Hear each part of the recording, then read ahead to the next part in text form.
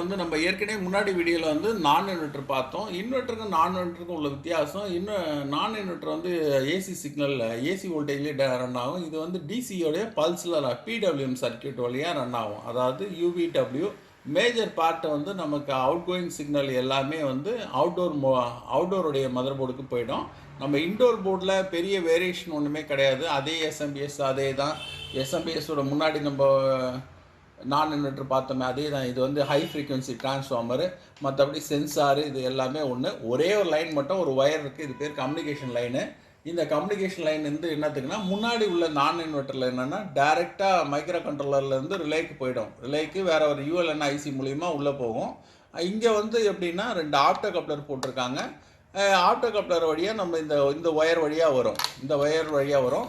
So controller to this opto coupler. இந்த opto கப்ளராக வந்து இதில் வந்து சிக்னல் லைனாக வரும். இப்போது நம்ம இதில் கம்யூனிகேஷன் லைன் வந்து ஃபால்ட்டு அப்படின்றது எப்படி தெரிஞ்சுக்கலான்னா, இது ரெண்டுமே, அதாவது இதோடைய ஃபேஸு, நியூட்ரல், கம்யூனிகேஷன் 3 லைனை வந்து ஒரே ஜாயிண்டில் தான் இருக்கும். அதாவது லிங்கில் போட்டிருப்பாங்க. இது போல் லிங்கில்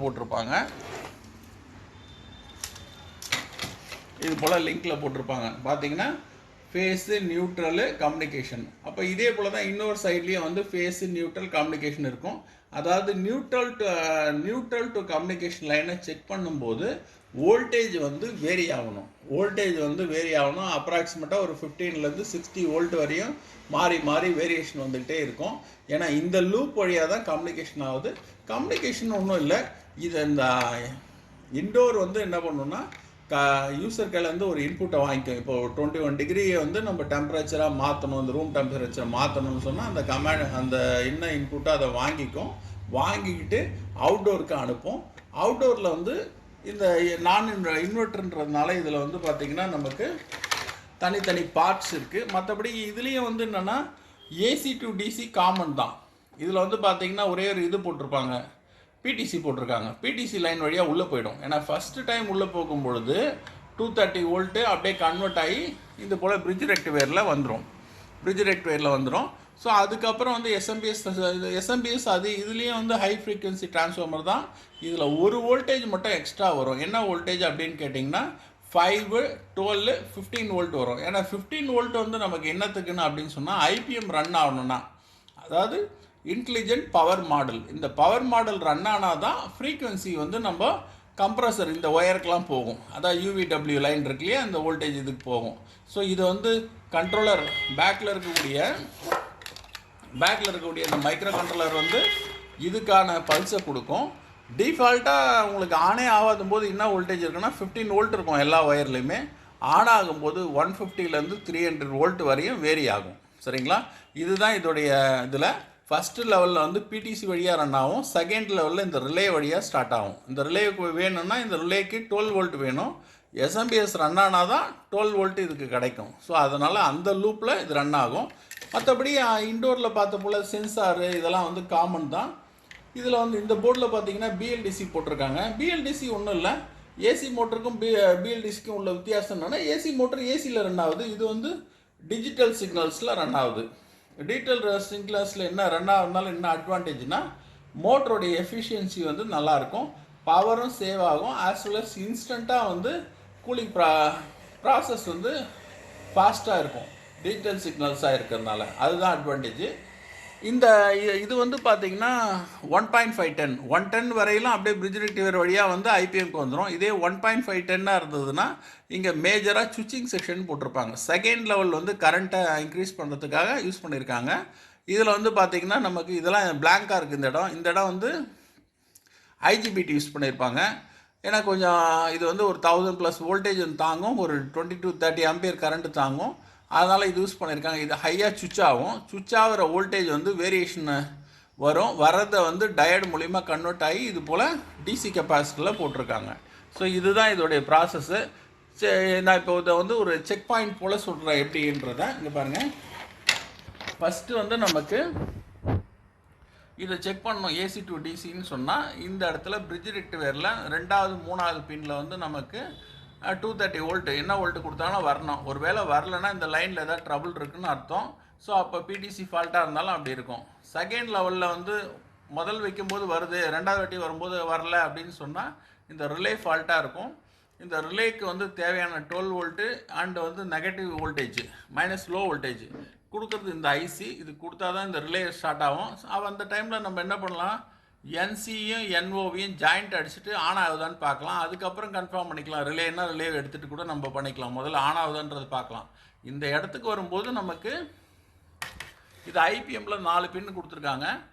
UVW. இந்த பின் வந்து பார்த்தீங்கன்னா 300+ வோல்டேஜ். அதாவது இந்த இதுலேருந்து வர்றது வோல்டேஜ் ஒன்றும் சுவிச்சிங் ஆகிறதுனால வேரியேஷன்லாம் தெரியாது. வோல்டேஜ் 300+ வோல்டேஜ் வரும், பட் கரண்ட் வந்து வேரி ஆகும்.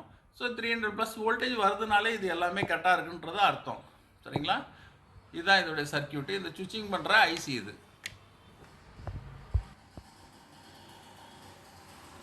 Samsung board. இது பார்த்தீங்கன்னா இவ்வளோ பெரிய போர்டு இருக்குது, இது இவ்வளோ சின்ன போர்டாக இருக்குன்னா எலக்ட்ரானிக் போர்டு வந்து பார்த்தீங்கன்னா முதல் பெருசாக தான் இருக்கும். அதுக்கப்புறமா அதோடைய சர்க்கியூட்டை வந்து VLSI மாடலில் வெரி லார்ஜ் ஸ்மால் இன்டர்ஃபேஸாக மாற்றிடுவாங்க, சின்னதாக மாற்றிடுவாங்க. இதில் என்ன இது செஞ்சுருக்காங்க அப்படின்னு சொன்னால், ஐபிஎம்க்கு தனி பவர் சப்ளை பார்த்து க்ரியேட் பண்ணிட்டாங்க.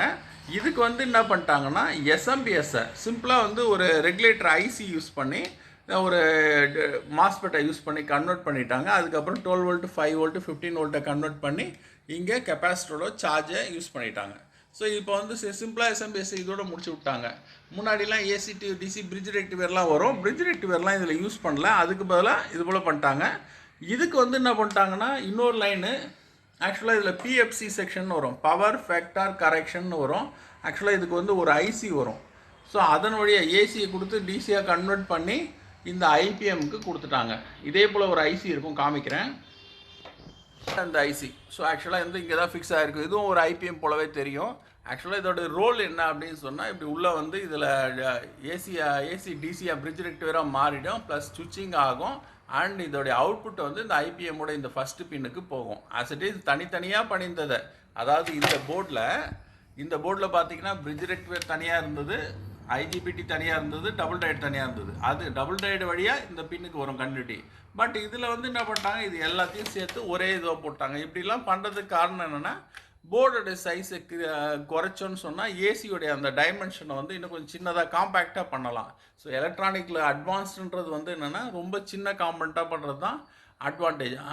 ஸோ அதுதான் வந்து அட்வான்ஸ் மெத்தட்னு சொல்லுவாங்க. ஸோ அதுதான் ஒரு போர்டு முதல்ல இருக்கும்போது பெருசாக இருக்கும், அதுக்கப்புறம் சின்னதாக சம்மரைஸ் பண்ணிட்டே வருவாங்க. டைக்கின் போர்டெலாம் பார்த்தீங்கன்னா மோஸ்ட்லி எஸ்எம்டி போர்டாகவே இருக்கும். எஸ்எம்டி போர்டுனா சின்ன காம்பனன்ட்ஸ்லாம் யூஸ் பண்ணியிருப்பாங்க, சம்மரைஸ் ஆகிருக்கும். சரிங்களா? இது டைக்கின் போர்டு, ஓல்டு மாடல் போர்டு. இது அதே தான் சிம்பிளாக வந்து இதில் பார்த்தீங்கன்னா ஏசி டு டிசி கன்வர்ஷன் ஆகிருக்கு. இங்கே வந்து பிரிட்ஜ் ரெக்டிவேர் போட்டிருக்காங்க, ஐபிஎம்முக்கு போகுது. பட் இதில் வந்து என்னென்னா, இதுக்கு வரக்கூடிய பவர் சப்ளை எப்படி கன்வெர்ட் ஆகும்னா, இந்த எல்லோ கலர் ஒயர் கொடுத்துருக்காங்க.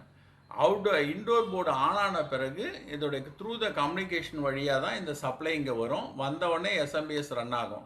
ஸோ எஸ்எம்பிஎஸ் இதில் வந்து இதில் ஹை ஃப்ரீக்வன்சி ட்ரான்ஸ்ஃபார்மர் தான், வழக்கம் போல் ஹை ஃப்ரீக்வன்சி ட்ரான்ஸ்ஃபார்மர் தான் யூஸ் பண்ணியிருக்காங்க. அதன் மூலிமா கன்வெர்ட் ஆகும். இதில் வந்து இஎஸ்டி எஸ்எம்பிஎஸ் போட்டிருக்காங்க. இப்போ உதாரணத்துக்கு அவர் கேட்டது வந்துன்னா எங்கெங்கே என்ன வோல்டேஜ் வரும்னு கேட்டார். இது பேக் சைட்லேயே டெஸ்ட் பாயிண்ட்ஸ்லாம் இருக்குது. அதனால் வந்து நமக்கு 5 volt 12 volt 15 volt 12 volt 5 volt 15 volt இந்த 3 வோல்டேஜை வந்து எஸ்எம்பிஎஸ்க்கு ரன் ஆகும். இதிலிருந்து தான் எல்லா வோல்டேஜுமே ரிலீஸ் ஆகுது. சரிங்களா? இதில் தான் ரிலீஸ் ஆகுது. இது வந்து ஸோ இதில் பார்த்தீங்கன்னா இது மோட்டரோடைய லைன், இது மோட்டரோடைய லைனு. அண்ட் வந்து 3 லெக்ஸ் போட்டிருக்காங்க ஏசி மோட்டரோடைய இது. ஸோ அதுக்கு வந்து நமக்கு எஸ்எஸ்ஆரோடைய சாலிட் ஸ்டேட் ரிலேயோட இது போட்டிருக்காங்க. ஸோ சாலிட் ஸ்டேட் ரிலே வழியாக அந்த ஃபேன் ரன் ஆகும். ஸோ இதுக்கு சப்போர்ட் பண்ணுறது மைக்ரோ கண்ட்ரோலர்லேருந்து இந்த யூஎல்என்ஐசிக்கு வரும், அதுலேருந்து சாலிட் ஸ்டேட் ரிலேக்கு வரும், அதுலேருந்து ஃபேனுடைய இது காயில், அதாவது ரன்னிங் காயிலுக்கு வரும். அதாவது இன்டோராக இருந்தாலும் சரி அவுட்டோராக இருந்தாலும் சரி சேம் தான். மோட்டர் ஃபங்க்ஷன் இதுதான். பாருங்கள் மோட்டருடைய காம்பனன்ட்ஸ் பாருங்கள். கெப்பாசிட்டர் இதில் போட்டிருக்காங்க, ரிலே கொடுத்துருக்காங்க, ரிலேயை சப்போர்ட் பண்ணுறதுக்கு இந்த ஐசி கொடுத்துருக்காங்க, ப்ளஸ் வந்து மைக்ரோ கண்ட்ரோலர் இந்த ஐசி ரிலேக்கு 12 வோல்ட்டு, இந்த எஸ்எம்பிஎஸோட 12 வோல்ட்டு வந்து இதில் ஃப்ளோ ஆகும். ஸோ இதுதான். அதாவது இந்த டிவைஸ், அதாவது மோட்ரு சென்சாரு அதெல்லாம் டிஃபால்ட்டான அது எதுக்கு என்ன வோல்டேஜோ, சென்சாராக இருந்ததுன்னா 5 வோல்ட்டு தான் வரும். சென்சாரோடைய வோல்டேஜ் ஹீட்டுக்கு ஏற்றப்போல் வேரி ஆகும், ஹையாவோ லோவாகவும் மாறி வரும். அதை வச்சு நம்ம சென்சாரோடைய சர்க்கியூட் ஒர்க் ஆகுதா இல்லையான்றது நம்ம செக் பண்ணிக்கலாம். டெட்டு அப்படின்னு சொன்னால் பிரிட்ஜ் ரெக்டிஃபையரு, இந்த ஐபிஎம் இதெல்லாம் வந்து செக் பண்ணணும். இதெல்லாம் செக் பண்ணால் இதில் ஏதாவது ஷார்ட் இருந்துச்சுன்னா அதை வச்சு நம்ம ஐடென்டிஃபை பண்ணிக்கலாம்.